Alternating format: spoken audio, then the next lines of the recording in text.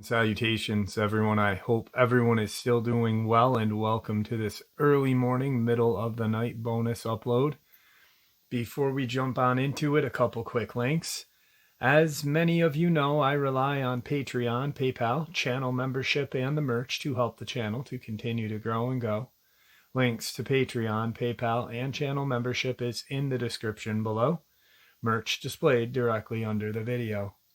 Also, Dogman, Frightening Encounters, Volume 1 through 3, the audiobook versions. They were written and researched by Tom Lyons, narrated and produced by me, Jeff Nadolny. Those audiobooks, they're available on Audible, Amazon, and iTunes, links to which are also in the description as well. And finally, last but definitely not least, if you'd really like to help support the channel to continue to grow and go, simply subscribe. It does not cost you a cent. Click that like button, takes half a second. If you don't want to miss out on any of the informative uploads that I put out daily, click that bell icon, and folks, please leave a comment and share the video. Why? Well, because all of these things really do help the channel to continue to grow and go.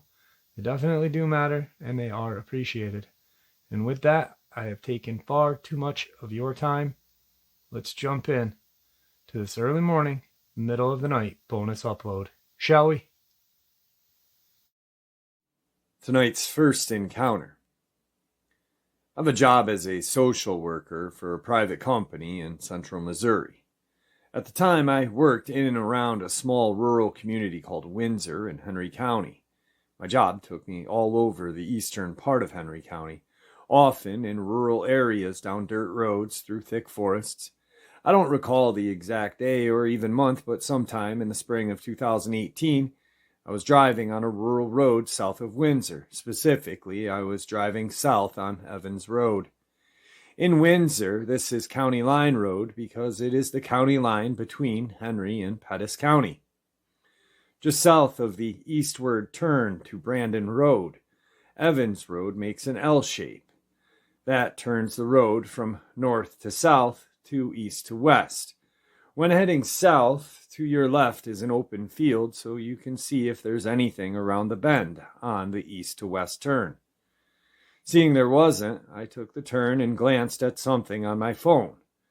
When I looked up and saw a boy in the middle of the road, I wasn't going very fast, but if I hadn't turned fast, I would have hit him. I remained stationary in the road, and I sailed past him as I lied on the brakes and skipped to a stop. I saw him out of the side of my eyes as I passed him very close. Despite this, he did not seem in any way troubled by almost getting hit by my SUV. It was only when I passed very close that I got a glimpse of his eyes, black. At the time, I thought nothing of it and assumed it was a trick of the light, or part of the stress, or maybe he was even wearing sunglasses. Whatever the case, I didn't think anything of it at the time. I was just worried I almost hit a kid.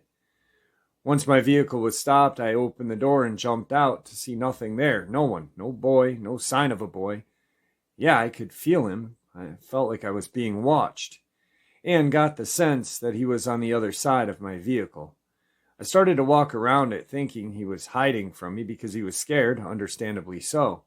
I called out to him, then dropped to my knees to look under the SUV to see if I could find his feet and know how far from me he was on the other side of the vehicle. I saw nothing.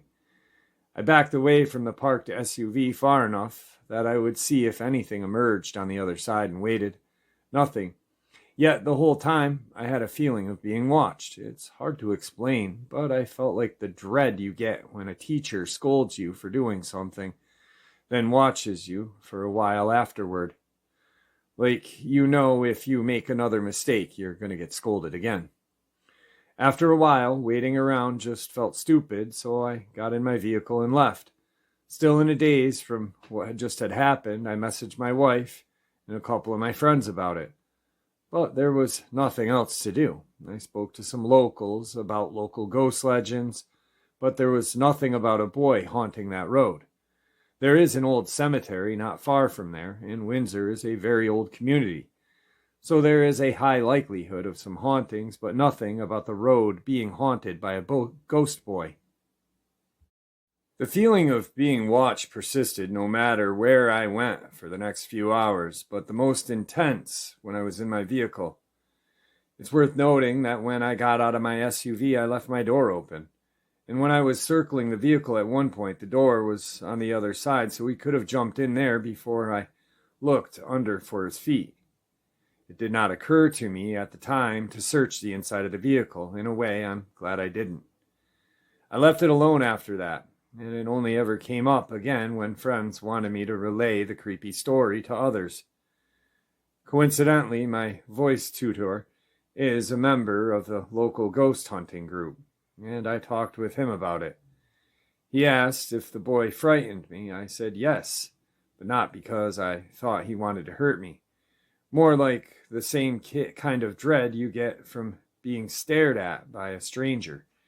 You just don't know what they want. It might be harmless, but it might not be.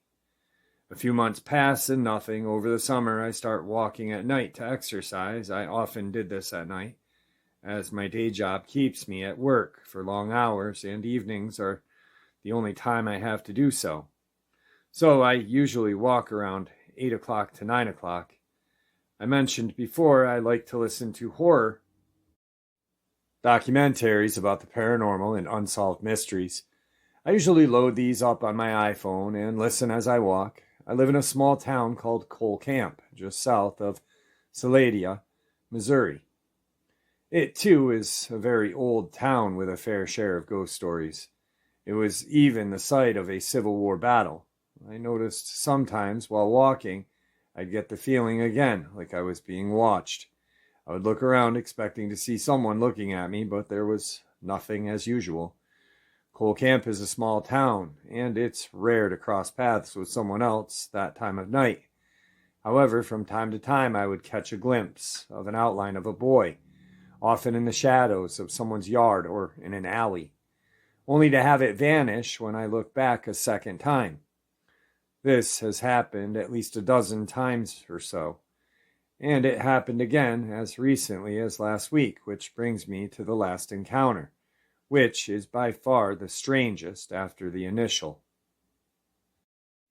While I was walking, I started listening to YouTube video about BECs, or black-eyed children. It was a compilation of spooky stories about them. While listening, my iPhone started to act funny. It randomly skipped to a next video, forcing me to jump back and find the place in the first one. My iPhone never does this. Cole Camp is literally in the middle of nowhere, so 4G is spotty at best. However, when it gives out, it usually just buffers or freezes. I've never had it just skip an entire video.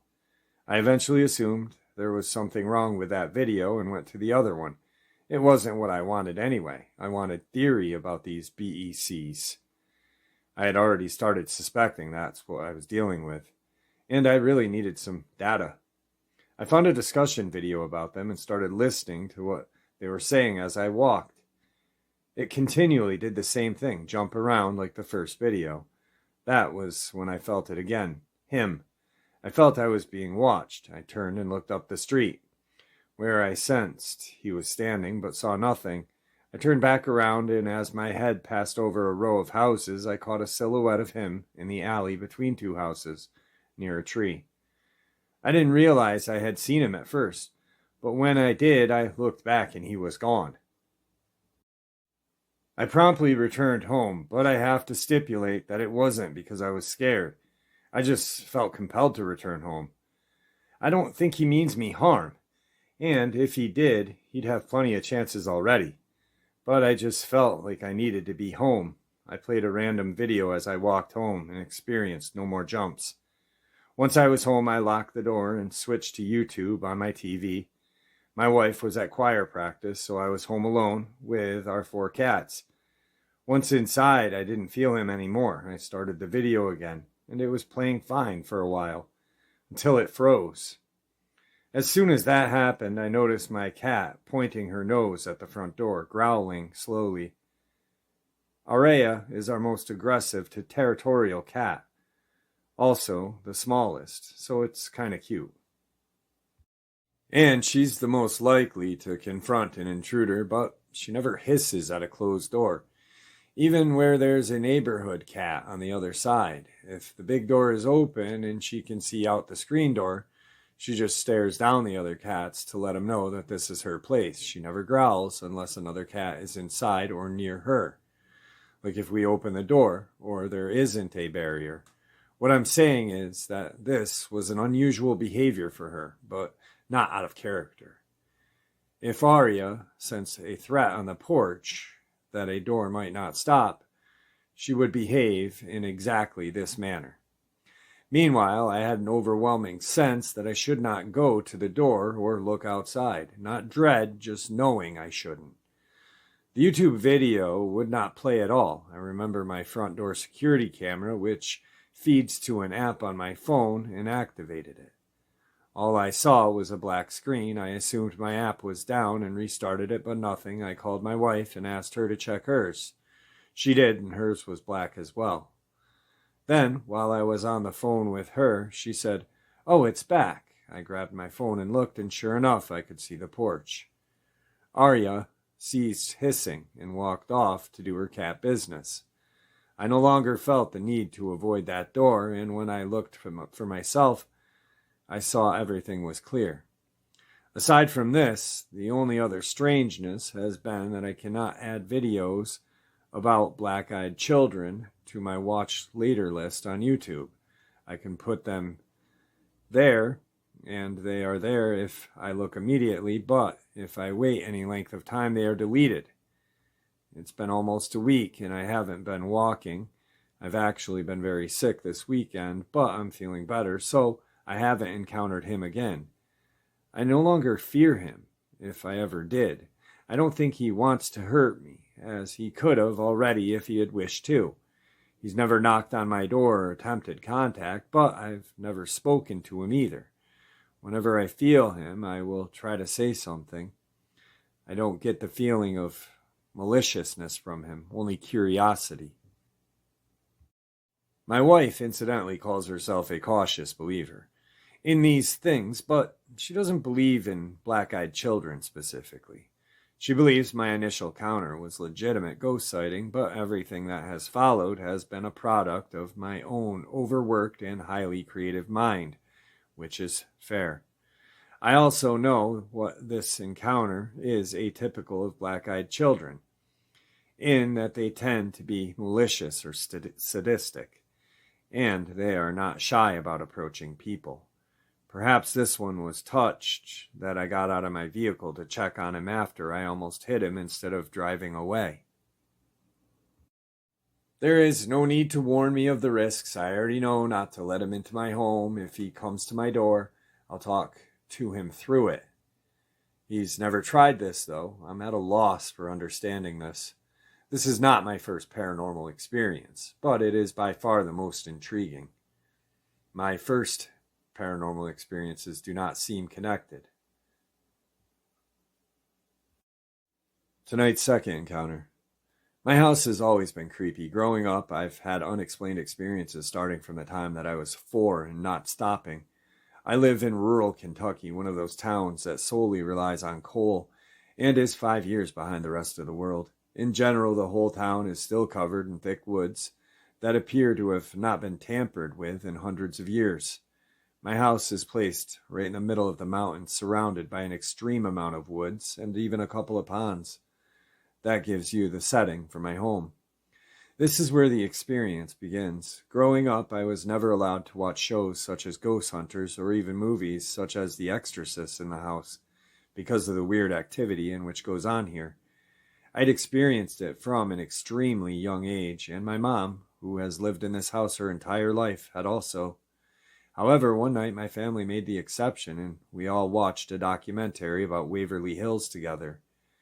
At that age, I still slept in a room with my mom due to me being afraid of sleeping in the house. That night, I woke up at 3 a.m. to a feeling of something watching me. It felt extremely uneasy. I rolled over to look around the room, and my eyes locked onto something standing beside my mom. It was extremely tall, but looked as if it had a broken back and could not stand up completely.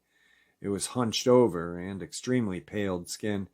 Bones were sticking out under its skin everywhere due to how skinny it was. It had long claws hanging from both hands, its face was sunken in, and its eyes were completely black. A few greasy hairs were visible on its head. It had no clothes, but also no genitals or nipples. I was horrified. I rolled over and covered myself from head to toe with my covers. I refused to move or even look out the rest of the night, even though I was fully awake. Eventually, my mom finally wakes up in the morning. She immediately starts complaining of her side hurting. She had raised her shirt to look and found huge claw marks down her side. It was 3 deep wounds, which were extremely inflamed and still bleeding. I felt horrible knowing what I knew, and all I did was lie there hidden. A couple of months later, I saw the creature again. Although not as horrible as the first experience, I was woken up to the creature slouching on the floor on my side of my bed. It was watching me. As I slept, I covered myself up again immediately, but this time got the courage to peek out and found it still staring at me. I'm not sure when it went away because I did not dare look again. The feeling of the creature gave the room was horrifying. I got the chills, all my hair stood on end before even seeing it. It had the feeling of complete evil to it. I'm 18 now and obviously sleep in my own room now.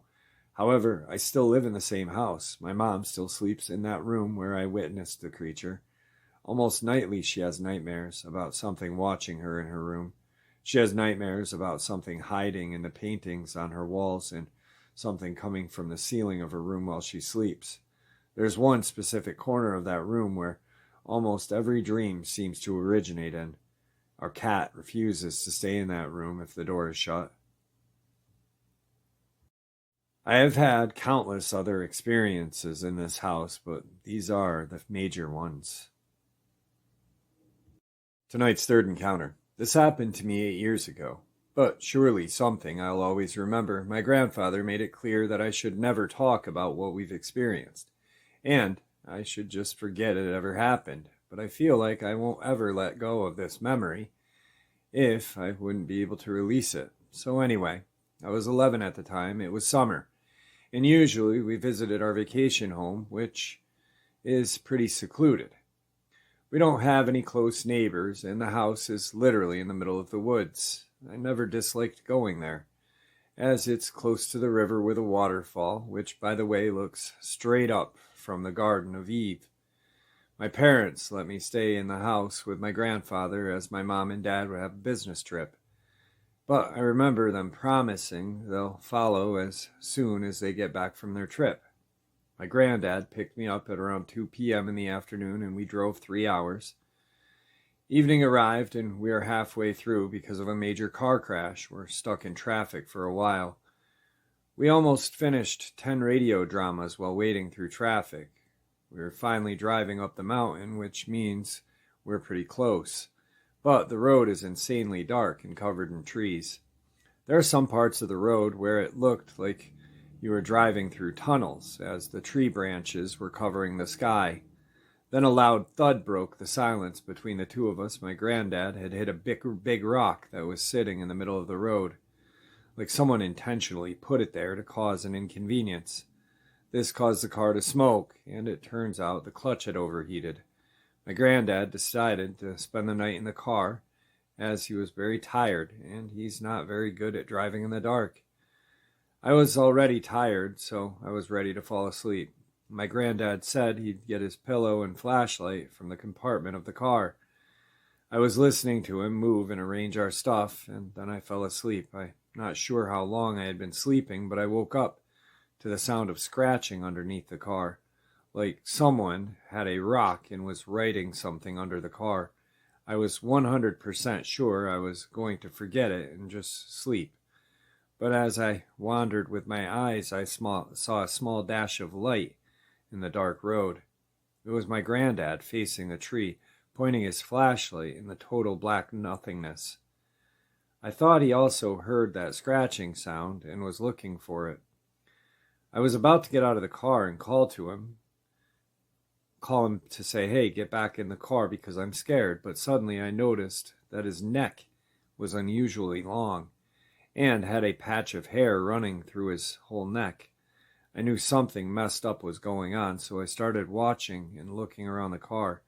I panicked, and there I saw my grandfather, covered in blankets, sleeping in the back of the car. I quickly woke him up and told him what I had seen. He quickly dismissed it, saying that maybe I was dreaming or I was just tired. But I knew he was also scared from what I told him, and he tried to stay calm so I wouldn't panic. Just a few minutes later, the scratches were back and they were getting louder, and there was also thudding under the car like someone was smashing their hands under the car. I was panicking. My eyes were filled with tears. My vision was all blurry and my head was hurting from anxiety. My grandfather heard all of this. This time he was awake and more alert. He said there's probably squirrels or rabbits under the car and he'll go check, which I quickly opposed, as I've seen this stuff on horror movies and it never goes well. And I was also scared to be left alone in the car just for a second. As soon as he opened the door, the flashlight, where whatever that thing I saw in the woods lit, I was so scared. It was lying on the ground. It was facing our car, and then I heard the scariest sound I had ever heard in my life, my mom's voice. But we both knew that whatever that thing was not my mom. The voice sounded disgusting and distorted. It was stringy and sounded like it was pretending to try to imitate human sounds. The voice lasted for a minute or more. Parts sounded so terrifying. It sounded like it was shrieking in pain, but almost laughing at the same time. My grandfather closed the door and locked it and sat in the driver's seat, shaking. We shared eye contact. He was so pale and looked terrified. We were both sitting in pure fear, and radio was silent because the signal was not that good in this area. That night we drove back home. My grandfather always told me to forget everything that happened that night and to make sure that I do pray every night. And there you have it, folks. I hope you all enjoyed this early morning, middle of the night bonus upload as much as I enjoyed sharing it with you. I'd really like to thank you all for supporting the channel. After all, it is your support that helps the channel to continue to grow and go, and what gives us all a place and a chance to share our experiences and theories judgment-free. Everyone is simply treated with the respect that we deserve. Please stay safe, happy, healthy, and ever vigilant, keeping an eye on our children, pets, family, and our friends. These creatures are real. These events have happened. Share this information with those you love and care about, and it may just help save their lives someday. Until next time, never stop asking questions, never stop searching for the truth, and God bless you all.